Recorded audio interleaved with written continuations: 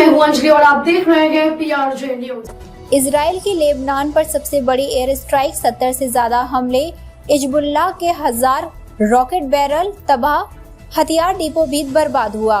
Lebanon में पिछले 3 दिन से पेजर, वॉकी टॉकी और फिर सोलर एनर्जी सिस्टम में धमाकों के बाद इजराइल ने गुरुवार रात 19 सितंबर दक्षिणी लेबनान में 70 हवाई हमले किए। टाइम्स ऑफ इजराइल के मुताबिक गाजा युद्ध शुरू होने के बाद इजराइल का लेबनान पर यह सबसे बड़ा हमला है।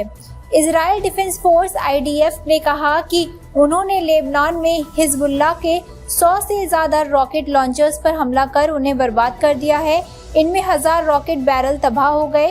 IDF ने कहा कि हिजबुल्लाह इन हथियारों से इजराइल पर हमले की तैयारी में था।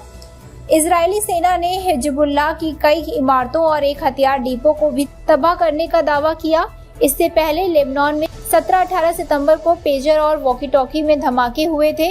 इनमें 37 लोगों की मौत हो गई थी और 2300 लोग घायल हुए थे। लेबनान और हिजबुल्लाह ने इस हमलों के लिए इजराइल को जिम्मेदार ठहराया है। हमले के बाद IDF ने नॉर्थ इजराइल में रह रहे नागरिकों के बीच गाइडलाइन भी जारी की है।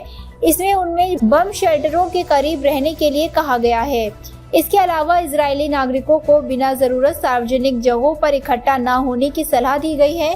उन्हें हर कस्बे, इलाके और समुदायों की सही तरह से सुरक्षा करने के लिए कहा गया है।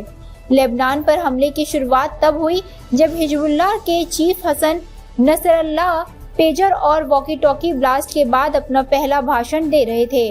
उनके भाषण के बाद भी देर रात तक इजरायली सेना ने लेबनान में हिजबुल्लाह ठिकानों पर हमले किए।